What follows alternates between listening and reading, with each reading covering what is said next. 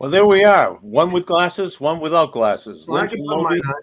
No, you can do that. That's fine. I just, Yeah. This week's episode of Unanchored Boston is brought to you by Cold Springs RV, your destination for all things camping. And where? We're in New Hampshire, of course.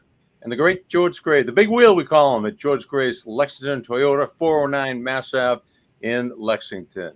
All right, we've got our Christmas outfits on. I'm going to take my glasses off now, Lobel. I don't have to read anymore. So Lobel is, let's see, that way, in green. He doesn't think this is red. You think this is pink, bud? kind of pink. Yeah. I mean, no, excuse me. It's kind of a light red. It's like a Barbie red, actually. If you really want. Yeah, Red is behind you. See the Flutie Flakes box behind you? Yeah. That's red. Right. Other way, Mike. Put your glasses back on. Other way. Yeah, that's right. That's why I never did the weather. No, I understand. Red. Yeah. That would, what you're sporting, and it looks good. I mean, I kind of would like one like that myself, but it's pink, Mike. It's pink. Yeah, but it's. I think it's with the theme of the season. And if fine, if that's what you believe, then let's just go with it. Okay. Congratulations on passing your driver's test, by the way. Yeah, how about that, huh? Yeah, that's good. It's amazing. Now they got to install this accelerator for my left foot and a knob on the steering wheel, and I'm ready to go. It's a lot of fun being disabled, isn't it? Yeah, it's great. It's great. If I had known it's so much fun, I would have maybe looked into it earlier. Yeah, people don't realize we had to get on a crusade for, besides being disabled is expensive. Yes, it is. If you notice that? Like every driving lesson, although I got to tell you something. I had this girl, Kelly, with the driving lesson, and Kelly Dumas, and she was spectacular. As I'm sure all your instructors were. And, we had a lot of fun. And so she sat in the back seat, and I said, we were waiting for the registry inspector to come out and sit in the car. So we went driving around. And I said, any advice? And she said, yeah. She said, signal the shit out of everything. So as soon as the guy got in the car, directional's on, every place I went, I just directionaled everything. Signal the shit out of everything. That was Kelly's advice to me, and it worked. It worked. We went around a neighborhood we went up to the registry in Wilmington, and we got everything done and on our way. Our issues are different. So mine, I had to pass a test with hand controls. Oh yeah. First time I took the test, I failed it. Really? I went, because there was a stop sign 10 feet from where we started, and I went through it. Swear to God, how stupid am I? But next time, breeze right through. So it's just a learning experience. Well, it's like being 16 years old all over again. You get a little. Well, I know that. You told me that. You emailed me that, but then I reminded you, Mike, you're not 16. And then you might think you're 16, but you're not. When I got my driver's license, it was April 2nd, 1970. Yeah. Who's that? It's my phone. I'm sorry. It's all right. Anybody we know? Something about the weather. Really. Oh. I shut it down. So I got my license on April. I remember this. April 2nd, 1970. And so I went down to the registry in Lynn, passed the test, came back, and had a math test waiting for me with a math class. Well, 5 minutes into the math test, my dad was a phys ed teacher at the school, so a lot of the guys were down in the gym, usually, if they had a study period. And two guys come barreling into the room. They said, it's a girl, it's a girl, it's a girl. I had a baby sister who was surprised, and she was born the day I got my driver's license. And so Miss White, the math teacher, said, oh, in celebration of Mike's new baby sister, the math test is off. And he was a very popular teacher that day, and I was a popular guy for getting that thing. Yeah, so April 2nd, 1970. That's juice, man. That's power. That's really yeah. So my sister Tara is 53 now, and there you go. So. I'm sure she was happy to hear you say that. You probably would. I hate to switch over to sports, but eventually we're going to have to, because we have Karen Guregian coming on in a couple minutes, and she covers the Patriots. And I'd like to say there's a lot of else things to talk about, but there's really nothing else to talk about. No. Nothing. I'm sorry. Did I interrupt? I didn't mean to interrupt your drinking. No, I'm hydrating. Okay, I'm good. Stay hydrated for the show. There's nothing else. I mean, it's true. The best story is in the loser's locker room. We've always said that. Right. Correct? Yep. The best story of any game is in the loser's locker room. Absolutely. Absolutely.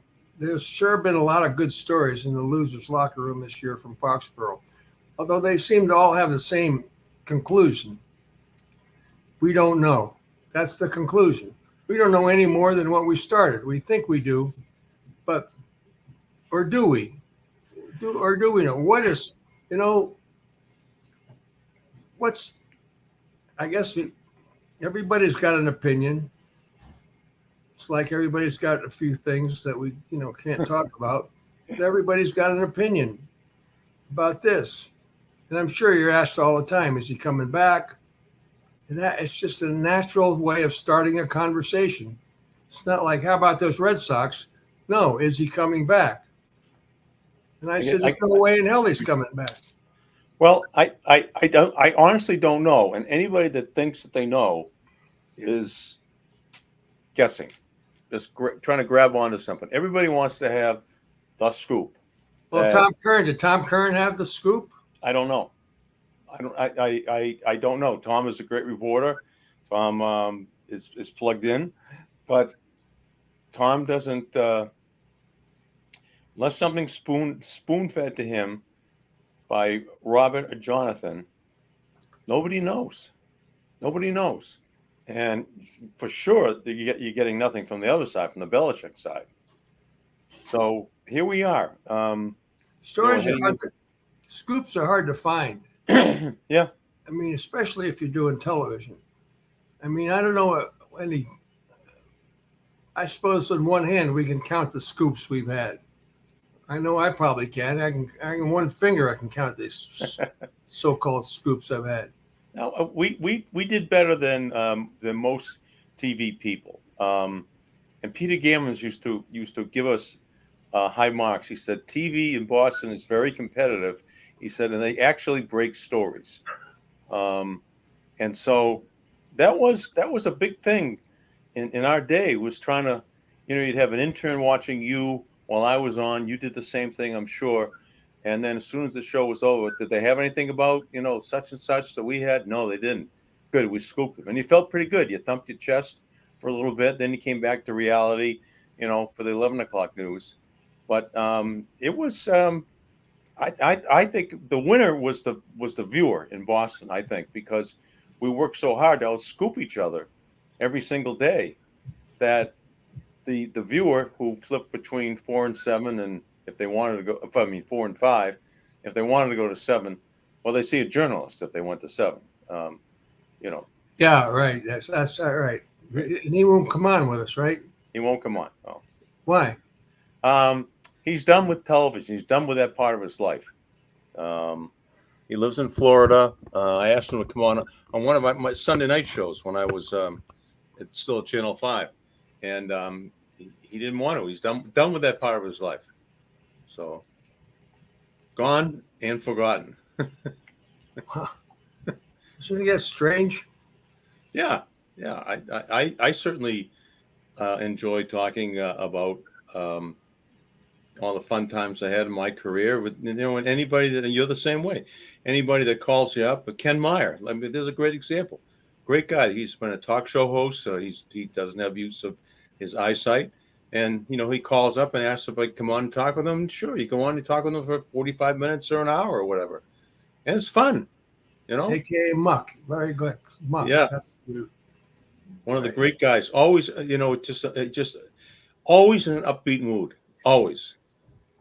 So here we are. Yeah. No scoops available. I just figured that Tom Curran, as you said, well-respected reporter, and we'll have to ask Karen when she comes on about Tom and this. I figured somebody had to come out with all the rumors swirling around and saying, this is what I've heard this is what's going down. This is the best guess scenario, and make it not a guess. In other words, make it a story. But on the other hand, I said, that's awfully risky. That's really risky business. So there's probably a lot of truth to what he reported. At least we think there is. We think it's the most logical explanation that he's gone. And the question is, where's he going? L.A.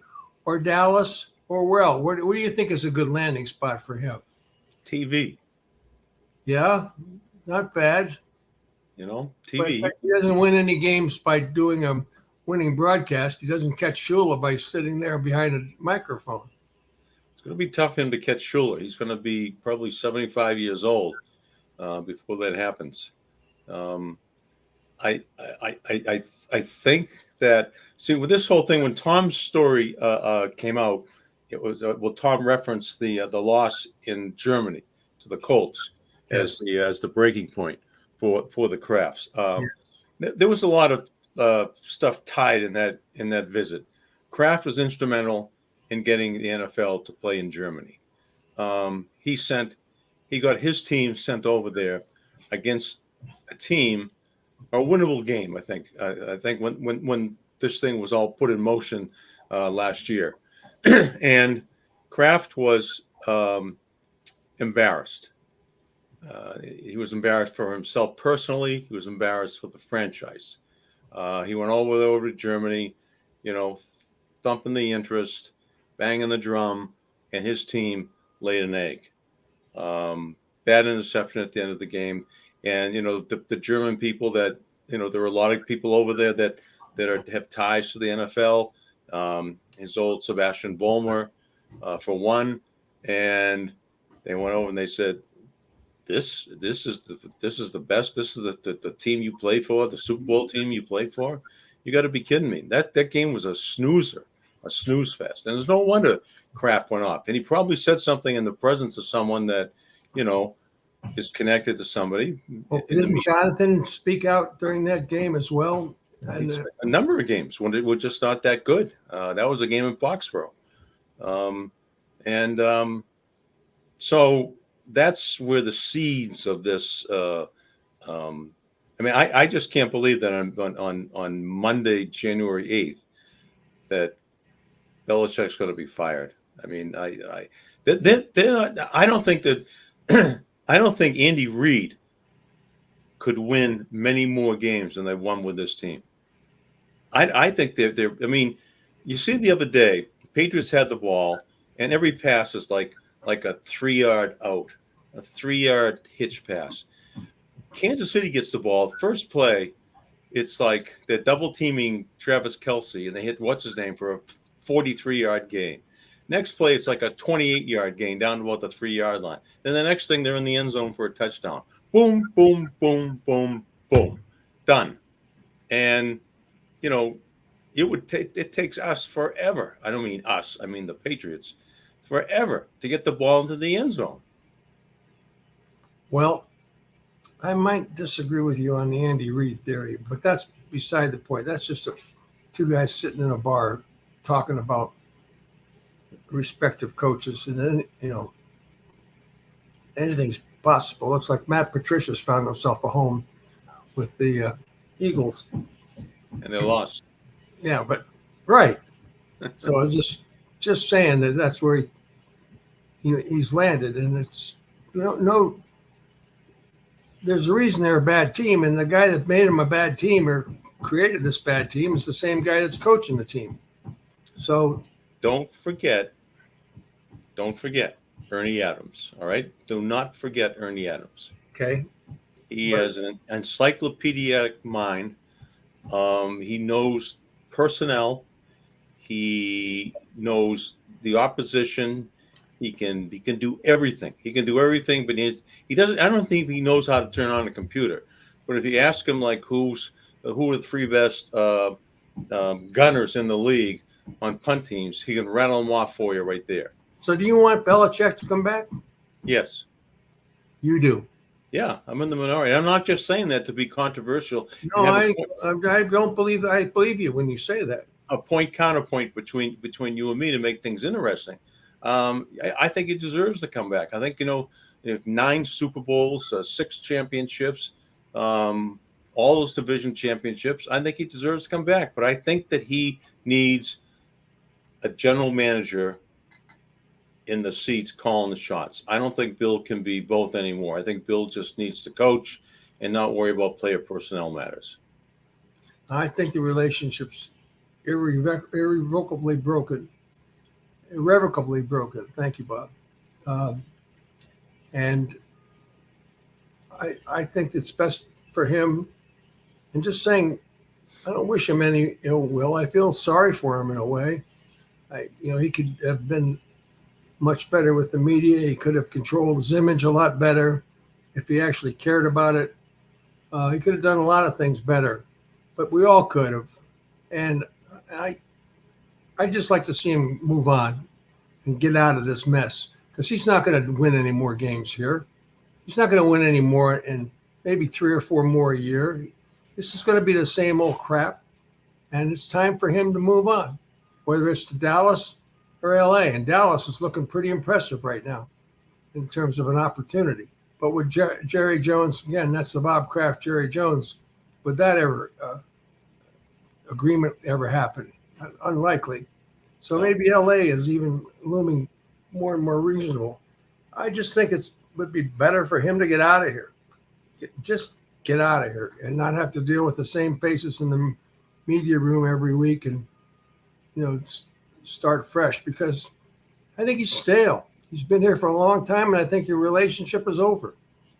I mean, a 25-year relationship is, longer than most marriages, and I would know. He's still doing those commercials for the divorce lawyer. No, I know. I'm not. It's funny. Other than money, how'd you get roped into that one? Money wasn't that good. She just asked me to do it. Warnick and I are good friends. Yeah. In fact, we're actually going out to dinner next week. Her birthday's New Year's Eve. My birthday's Christmas Eve. Oh, beautiful. Yeah. Oh, yeah. It was one of the highlights of our relationship. So, but no, we should have just stayed friends, actually. But that's beside the point. There's no sense getting into that. I'm just saying that Belichick, the relationship's over. And if it comes down to money, as all relationships eventually do, they're going to have to iron out the settlement. Period. So everybody gets what they want.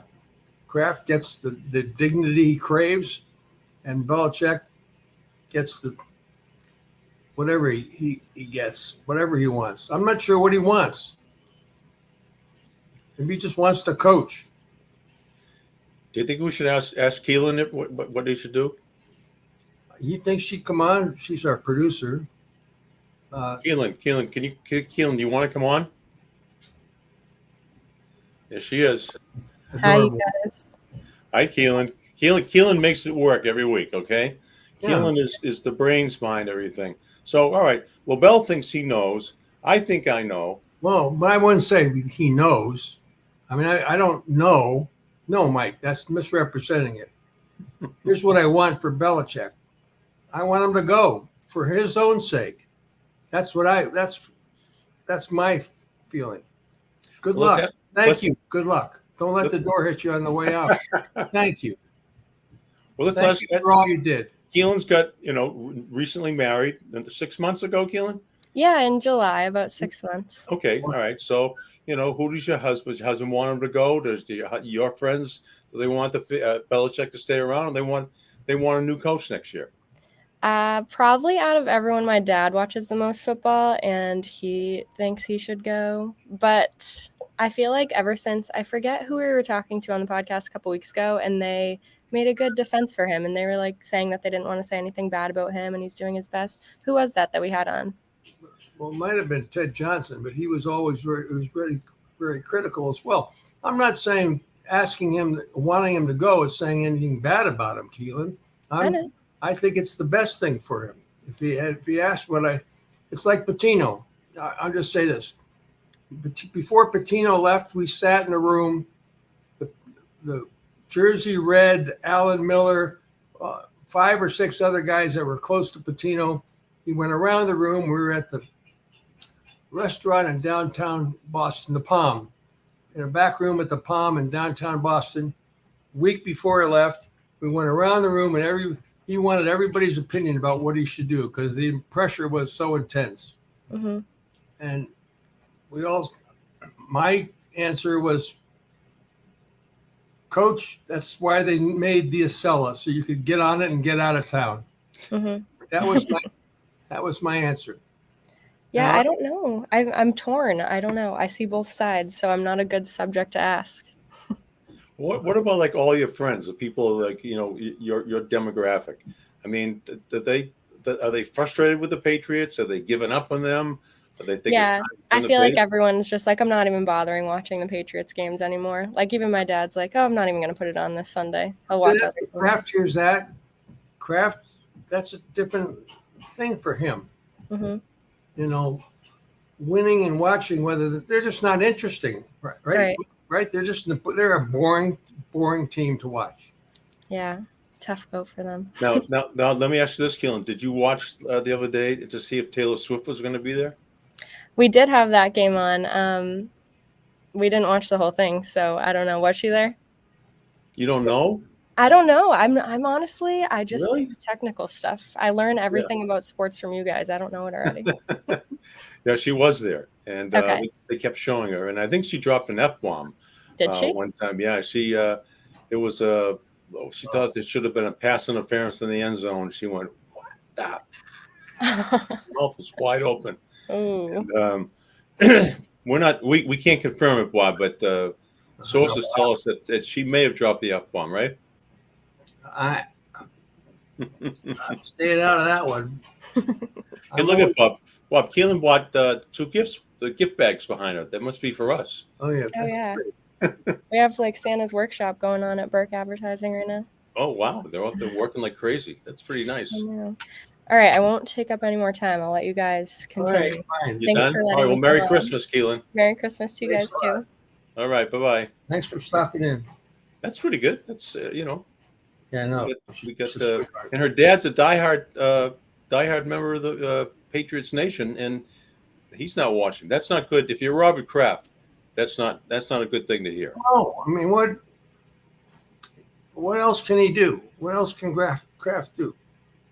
I mean, it's how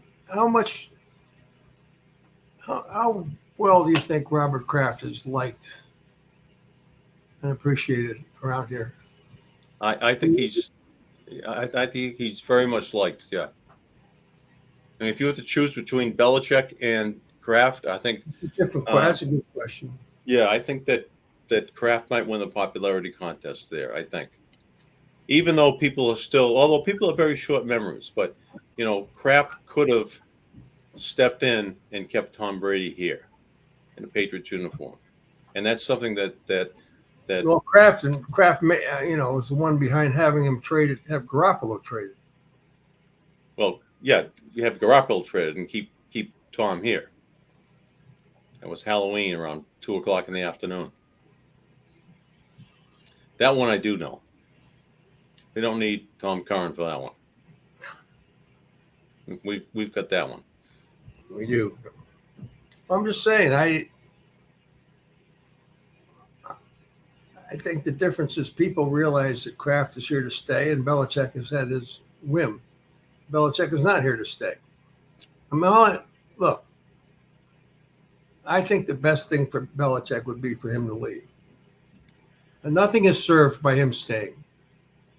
Well, they're not going to. They're not the division, despite the fact that Buffalo leveled off for a while. Buffalo, with that great win over Dallas the other night. That's a tough division. Forget about the Jets. So they will always stink. But Miami and Buffalo are 2 tough teams to overcome. So if you're thinking about where you want to go, you got to think who you got in your division. the North Division now. I keep calling it the Central Division all the time. They got all 4 teams. I think are in the playoffs or in the hunt or close to them. The Browns, not the Steelers, but they're in the hunt. Yeah, and the Bengals, and of course the Ravens. Then you go to the South, and there's Karen Guregian. Good job. All right, Karen, bring some sanity to this conversation, will you, please? Lobel and Lynch by themselves is really a deadly combination. I don't know if sanity is the right word, but we'll see what I can give you. So anyway, Karen Guregian. What do you think we're talking about, Karen? I'll give you 2 MassLive.com. guesses about what we're talking about. The weather? We passed that a while ago. Right. The weather in Foxborough?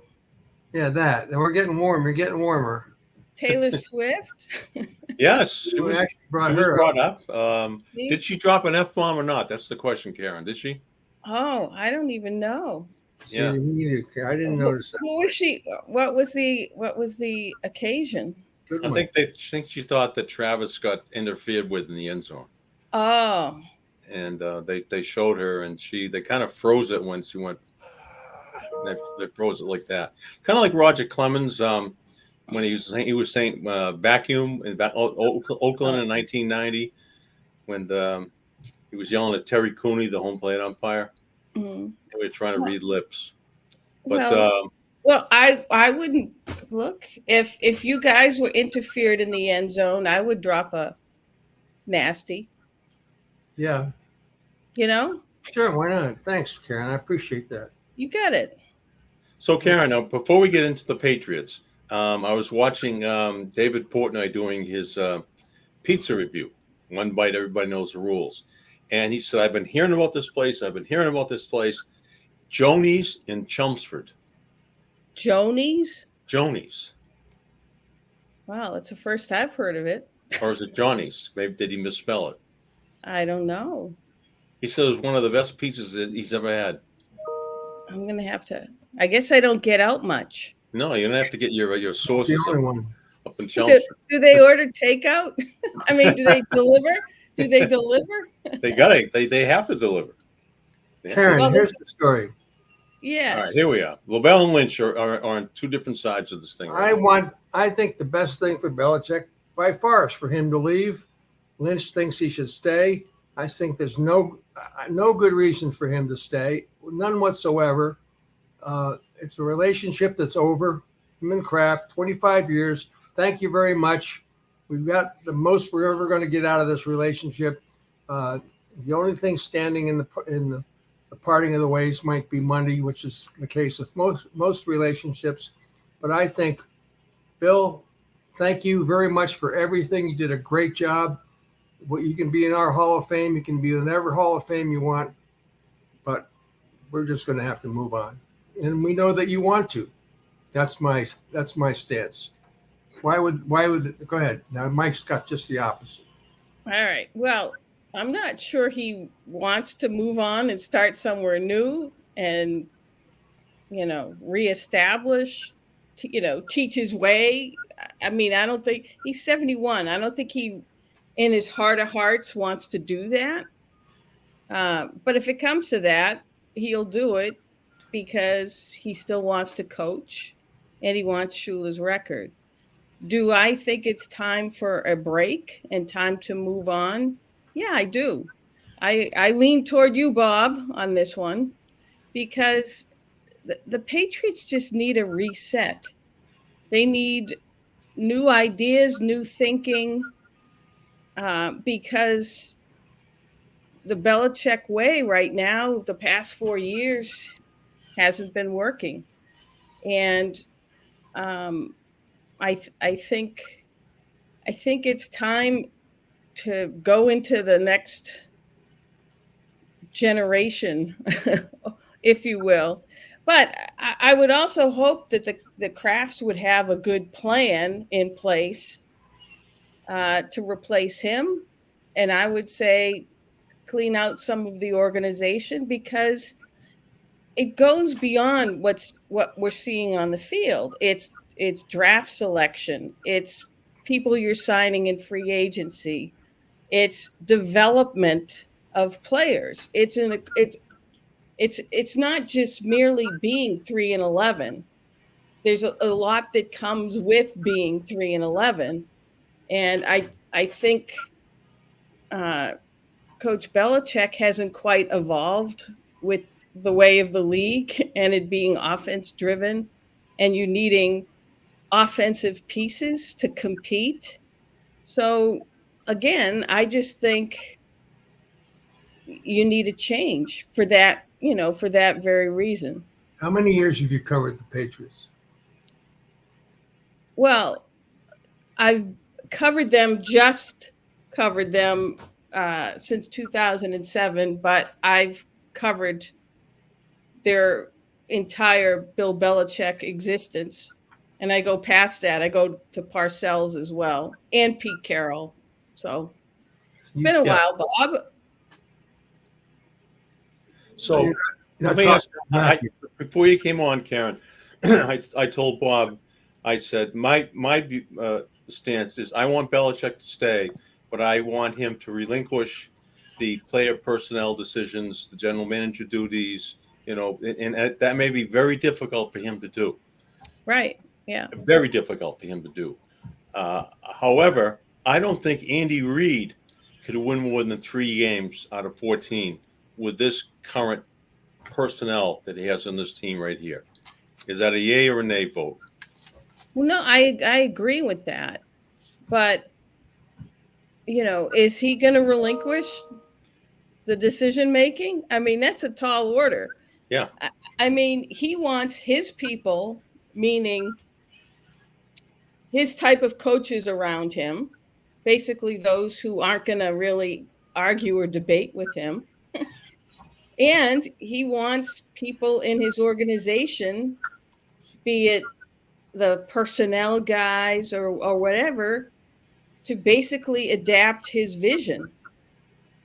I mean, it makes sense. It happened when all the way back to Scott Pioli.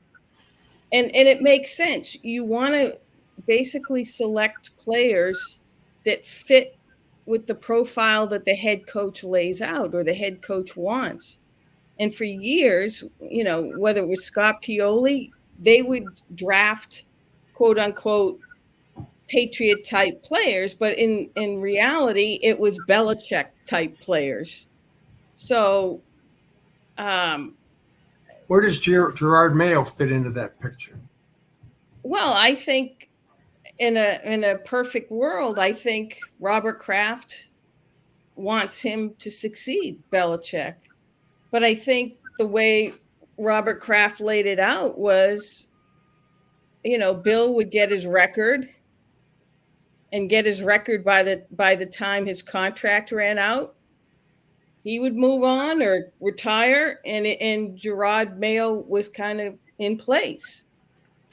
But it's hard to say right now if that's still what Robert Kraft thinks, given how things have turned out. What were you thinking? Do you think they ought to clean house with all of Belichick's philosophies? I do. I mean, Gerard Mayo. Well, I think I'd want to listen to Gerard Mayo first, because I'm not sure he's, I mean, obviously he learned under Belichick, both as a player and as a coach. But I think he's a little more open-minded, perhaps, and a little less stubborn to change with the times. I mean, Gerard's a smart guy. I mean, he worked in business right after he retired, and I think he gets a lot of things, that. But I don't know. Belichick disciples tend to be like Belichick when they leave, or try to be Belichick when they leave, and that's like the worst thing that they can do. I think if you're saying there needs to be a change, it can't be Gerard Mayo. This is going to have to be. Well, I didn't say it can't be Gerard Mayo. I said I would want to hear what he has to say. And if he's spouting a lot of the same things that they've been hearing year after year about how to fix the Patriots, then maybe he's not your guy. Well, I'm thinking back to the Dallas Cowboys when Jerry Jones bought the team and fired Tom Landry, which was unthinkable, but he did it. And it was a complete wipeout. Brought in a hot college coach, Jimmy Johnson. Yep. And they won 2 Super Bowls. So the other one was Barry Switzer, I think.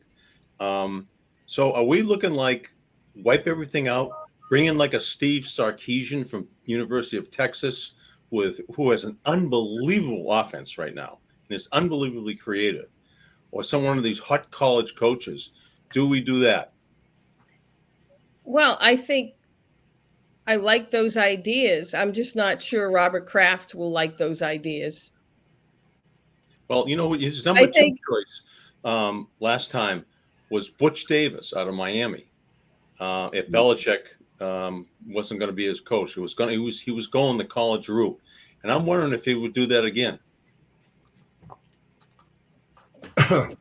Well, I mean, University of Georgia. I mean, I don't know. Yeah. Well, there's a Harbaugh out there too, Jim Harbaugh. I know. I don't want him, but there's got to be some hot college coach out there that they would just revolutionize, give some excitement. I would hope. Why would you as a college coach take an NFL job when you can make more money as a college coach and get more perks and less pressure? The temptation, it's always there. I think the description of the coach, whether it's college, whether he grabs a coordinator, it has to be someone who with an offensive mind. I mean, that's just what the NFL is right now. And that's not to say that defensive coaches can't survive, do well. They can. And that's why I would listen to what Gerard Mayo has to say and then see, okay, who would you want on your staff? Who would you want running the offense? Would you want to change the offense from what we had to something more in line with today's game? You know what I'm saying? You have to hear these things out. Obviously, if they grab the hot, the hot guy running an offense, at least he would be the guy that's running it, So Gerard Mayo would have to basically hand it off and rely on somebody else to basically bring the offense into this generation. So like Eric Bieniemy seems to be a hot name around. True. Yeah, Kansas City, Washington. I think he eviscerates this entire thing and brings in a Steve Sarkisian-like guy. Michael, where would he get? We don't know what his orientation is. I know nothing. I'm just saying. No, but that's when the school of thought. When Kraft got the team, it was all business. It was all about the stadium. It was all about getting the team. It was all about using the Hartford card. It was all about building this whole dream of Patriot Place and a new stadium. And that was, 25, 30 years ago. And the coach was in place. He hasn't hired a lot of coaches. He hasn't been in that system where he knows and is familiar with all these hotshot college guys. I just don't see him in that world. But well, if you think about it, though, the people he's hired 2 head coaches in his time. One being Pete Carroll, who people thought at the time wasn't the best guy, but look what Pete Carroll's still around and still being successful, and has won a Super Bowl. He went back to college. He went back to college first before he went back into Seattle. Right. But, what I'm saying is, in retrospect, that wasn't a bad hire. That was actually a good hire. And Belichick was off the charts. And he gave up a first-round draft pick for him. And I'm one of the people, I will admit, when he did that, I thought he was off his rocker. giving up a first round pick for someone who is completely unproven. Why do you think he did that, Karen? Why do you think he did that? What was going on in his mind that would have interested him in Belichick so much that he would have given up a first round draft pick? Was it a rebuff to Parcells? Or is it a in your face New York Jets? What magic was there? I think Kraft. Belichick was here for a while with Parcells, so Kraft got to see, Belichick's genius at work with the defense, and he's somebody he knew, somebody he was comfortable with at the time, and again, he was part of the Parcells tree, part of a successful tree. He won 2 Super Bowls with great defensive game plans when he was with the New York Giants. So I think that more than anything is why Kraft was willing to surrender. Plus, there were still players here that Parcells had picked out of college or signed or whatever. And, I think that familiarity meant something to bring Belichick in at that time. Or again, to give up a first round pick for him. I think he got to know him pretty well during those 4 years that he was an assistant with Parcells. And, right. He picked his brain and he saw the way that the players followed him. He was a leader, right. And how he was impressed by that. And I think that this time he didn't want him to get away. And that's why he was willing to go for the first round draft choice. Well, Mike, I also think that's another reason why Kraft likes Gerard Mayo, because he sees how the players follow him on defense. And right now, defense really isn't the problem, is it? No. Right? And Gerard and Steve Belichick have done a good job. I mean, they've missed their 2 best players in Matthew Judon and the rookie cornerback Christian Gonzalez. And it's not like they have a great defense, but the defense is not. Yeah, they're in every game, and the defense is not the reason why they're 3-11. Yeah, there was 2 blowout games, but the defense has given, and then the defense put him in a great position the other day until Zappi threw that horrible interception at the start of the third quarter, right? And that just turned things around. So again, I think those things are working in Gerard's favor, but again, what is winning in the NFL these days? Is it the great defensive team? I don't think so. Last year's Super Bowl, Philadelphia, the best defense, the number 1 rated defense. How'd that work out for them? Was it 38 points they gave up? Yeah, against Pat Mahomes. Yeah. You have to be able to trade scores. You need to be able to put points up on the board. And then maybe when push comes to shove, your defense needs to make a stand. Yep. That's today's NFL. Yep. Couldn't agree more. So what are they done? I don't want to get off the track here. They got to take a quarterback with the second pick, right? If it falls into place that way. Well, you would think that. But again, who knows what they're thinking? Trade down. That's the other thing that's kind of mystifying here is that, who do you want making that decision? Right? Yeah. Who do or is Kraft just going to make the decision? Even with Belichick and whoever's still in place, or with nobody in place, or they need to have a plan.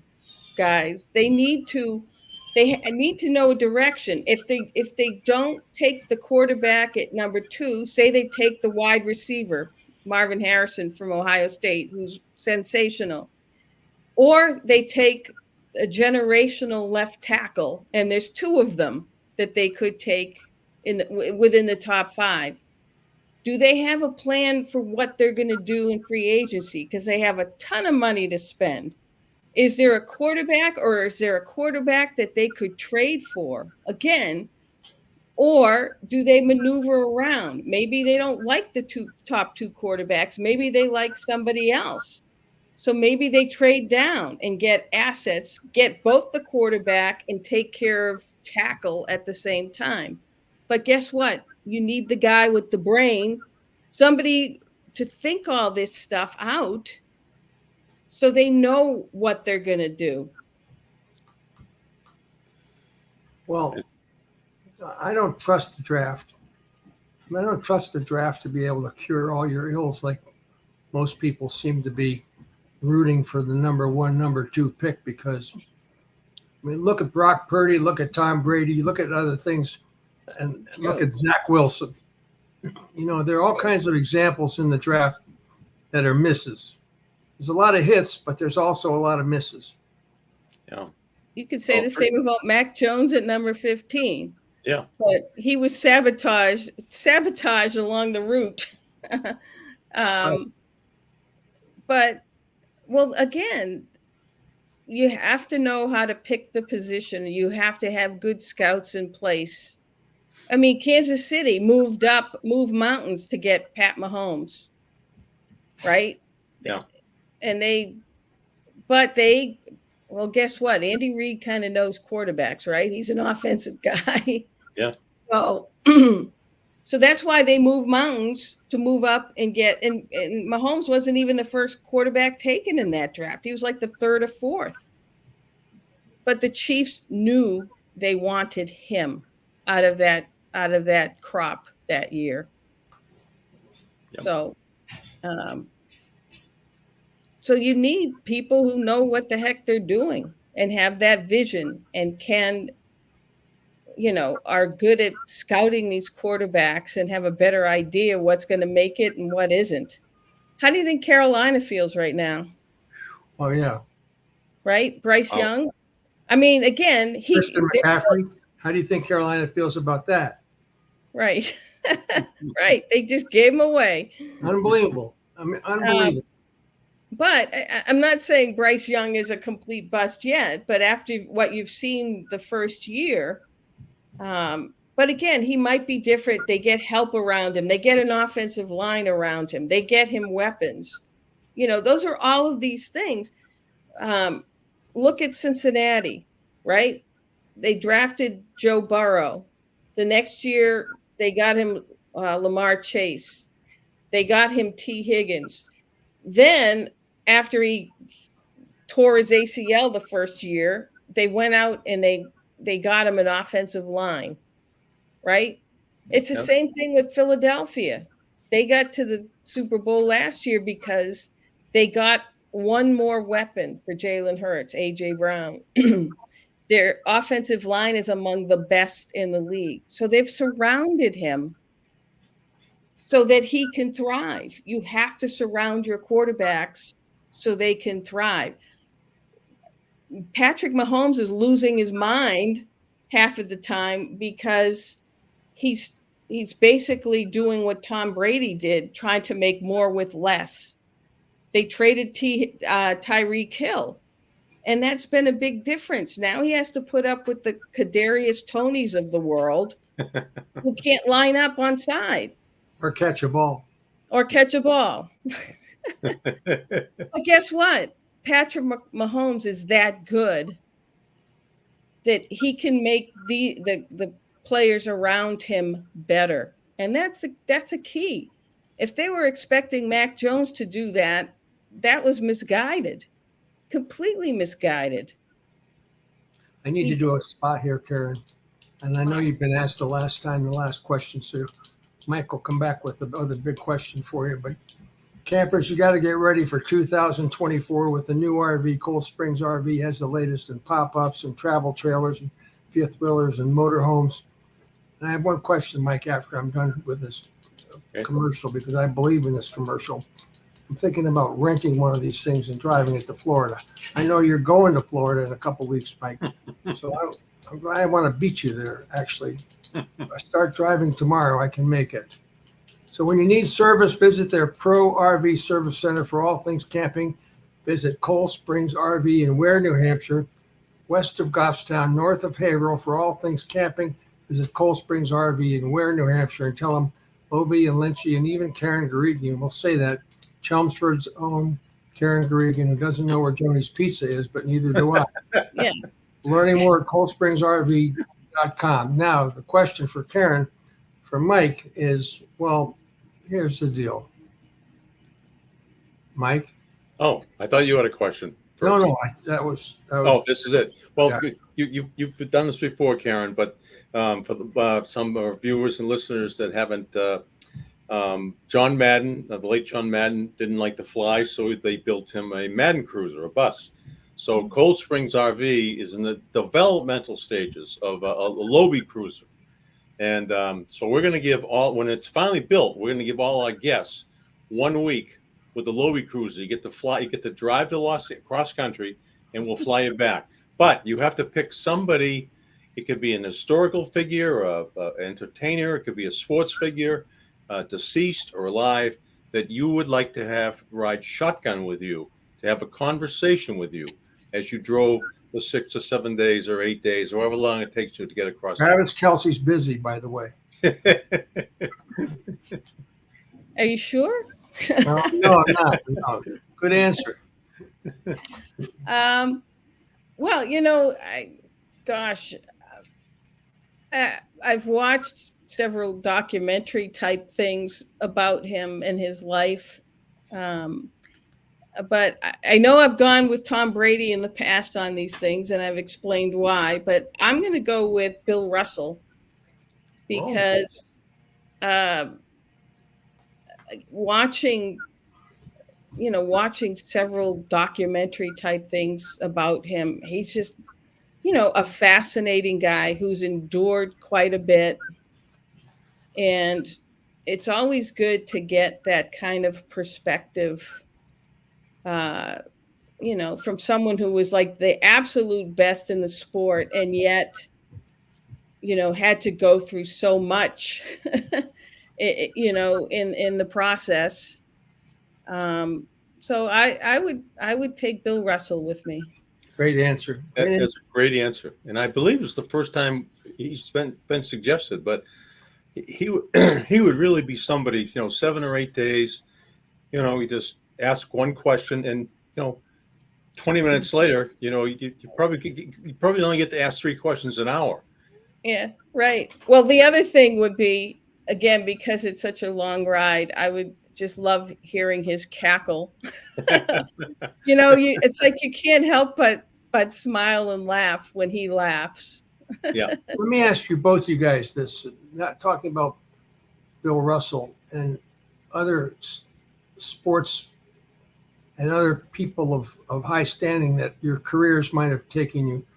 Do either one of you get an appreciation for, if you look back and say, I actually did that, I was actually there, I actually knew Tom Brady, I actually had conversations with Tom Brady, I actually knew Parcells. Do you think about how fortunate you are or have been in your careers to have had these experiences and took them for granted at the time? Oh, I do. In looking back, when you get older, that's kind of what you do. And I couldn't have dropped into the Boston sports scene at a better time. I mean, the curse of the Bambino hadn't been broken. The Patriots had not won. I mean, they were the laughing stock. The Brewers were still trying to do something post Bobby Orr, the Bobby Orr era. And, the Celtics were looking to recapture the greatness of the Bill Russell days. So, and all of those things happened, have happened on my watch. From the Patriots kicking it off by their upset win against the then St. Louis Rams, and I think they were followed by the Red Sox. Finally, I was there when they were. I covered the series. They were down Love 3 to the Yankees. I was there when they won that first championship World Series in St. Louis. I was there when the Celtics won. They should have won more. And, I've been through. I wasn't quite there when the Bruins won in 2011, but I was around it. And I covered them through the Ray Bork era, the Cam Neely era. So I think might be one of the luckiest people around, loving sports as I do. Yeah, and having grown up here too, that's Right.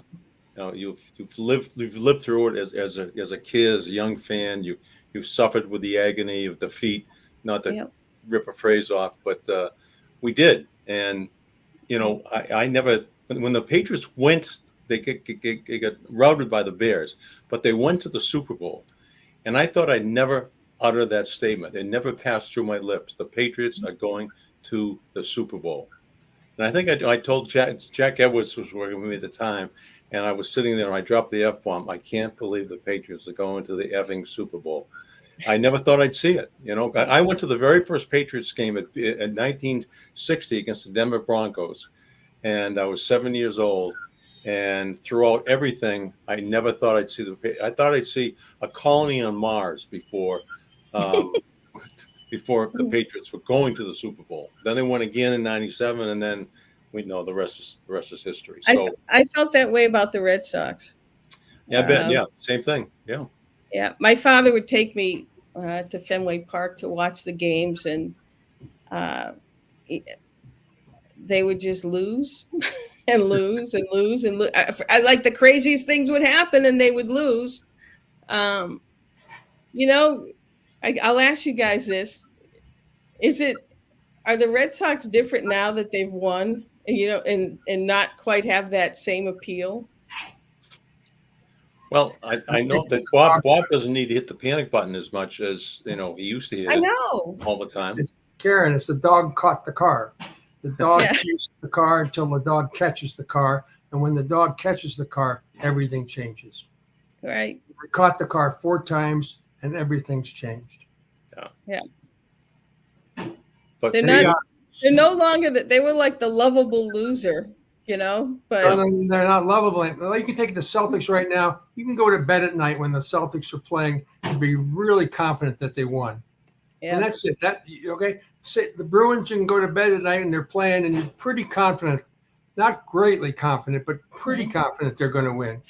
Mm-hmm. The Red Sox, it is no expectations, no go fishing. There's no chance of anything good happening. They're the lowest, as Shaughnessy put it really well. They are the Fenway Sports Group cares less about the Red Sox than almost any one of their other properties. Mm. It's just one of those things. And that's where we are. Patriots have now slipped down or sliding away. Yeah. But the difference is I actually think Robert Kraft cares. I mean, he was a fan in the stands, and even though he's won so much, this losing cannot be sitting well with him. So the question is, will he have the guts or the wherewithal to part ways with the guy who brought him 6 championships? And I think that can't be lost in the equation. So what about this, Karen? Robert steps down, becomes the owner emeritus. Jonathan gets the blood on his hands as the executioner here. Yeah, and Jonathan would be an executioner for sure. Without question. Why do you say that? Because he is who he is, or because of his relationship with Belichick? Well, he just, he comes across as a pretty tough customer. And I, I don't know. I think he's a bit ruthless as a businessman, and I think if he wants something done, and there will be no hesitation. Bingo. Hmm. Bingo, bingo, bingo. There's so many scenarios. I mean, we thought last year was going to be a very tumultuous off season for the Patriots. This one may be a very, very active and a very ugly off season for the Patriots. Yeah. Well, as I said, I just hope there's a plan. I hope they know the Crafts, Robert, Jonathan, know what they want to do in every scenario. Meaning, if they decide to totally clean house, then that's what they do. If they decide to just replace Belichick, that they have a plan so that they can move on from the Belichick philosophy. Or if they do retain Coach Belichick, that they make changes in the front office and get fresh blood there in terms of, who you take in the draft, what your vision is for the team. Do we stockpile the defense or do we stockpile the offense? Where is it weighted? Because right now it's not weighted toward the offense, and that's by and large part of the problem. I still Lobel's when I watch so many of these other teams, excuse me, in their offense and these big plays and these speedsters they have. I watch the 49ers. They got to have 3 or 4 people that could make the Olympic track team this summer. Right. I mean, the Miami Dolphins. I always say, why can't we get players like that? Yeah. I rip off Lobel's line all the time. And why can't we? Well, and that's the thing. And they have all that talent, and they have a 5th or 6th round draft pick running it, Brock Purdy, right? Yeah. Or wasn't he Mr. Irrelevant? I mean, who knows? The last pick. The last right. pick. Yeah. Mr. Irrelevant running the show. And looking pretty good at it, too. Well, that could have happened here, too, because Mac Jones fits into the Brock Purdy profile. But the problem was they didn't surround him with anything, and they didn't protect him. So, again, are you going to cheap out on the offense? Again, not everyone is Tom Brady. Tom Brady is a once in a lifetime quarterback who you can get away with maybe not giving him 10 superstars around him. It's not going to work that way with anyone else you bring in unless you really get lucky. Aaron, he had some pretty good people around him.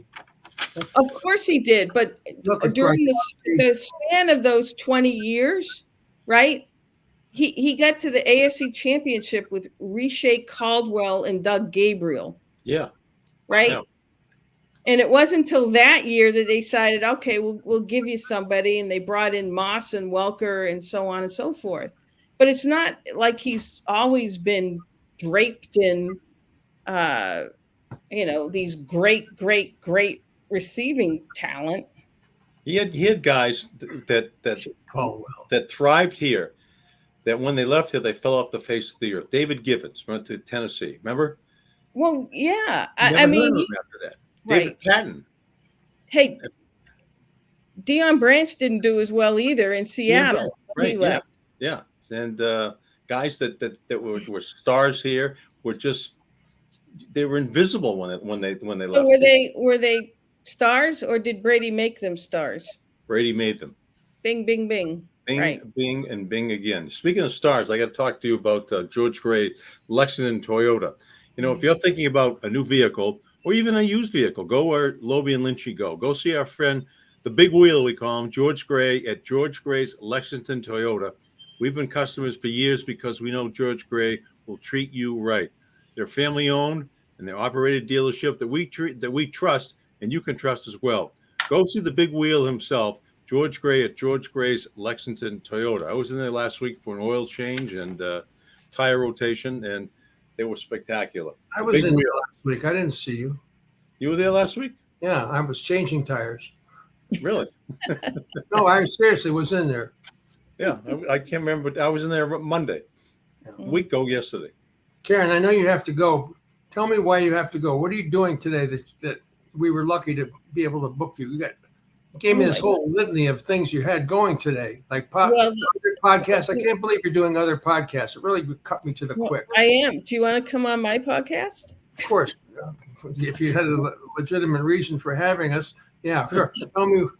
Tell me where else you're doing your podcast too. Well, yeah, but there's I have a whole succession of things to do. Like there's 3 Patriot coaches that are available via video call in 20 minutes at 11. I have an interview for a story lined up at noon. At 1, I have a meeting with my boss. And at 4, I'm taping another podcast. Wow. You know. You tell your boss you're indispensable. Well, no, I juggle well. A day in the life. A day in the life of Karen Guregian. I love it. Indispensable. I know you have to go. I taped a pod last night too. So, last night. Yeah. So it never ends. You do it every day, a podcast every day? No, but it was a special circumstance. Whatever. I don't want to get personal. Well, Ian Rappaport of the NFL Network, who used to be my colleague at the Herald, broke news over the weekend about the subject we were talking about, Bill Belichick and Robert Kraft. And his information is that the decision has not been made. So I got Ian on and I grilled him about how that could be. So yeah. So he agreed to do it, and it was hot off the press. So good. Now Tom Curran, he's going to be given credit for breaking the story if it breaks that way. Do you think it? Well, yeah, Tom has it the other way, that the decision has been made or was made after Germany. Right. What do I think? I think there's posturing going on. That's what I think. You know? Huh? On whose part posturing? Well, put it this way, if Kraft is looking to get compensation for Bill Belichick, and teams right now know that he's already made a decision to move on, why are they going to give up a draft pick? Why don't they just wait? Right? Yep.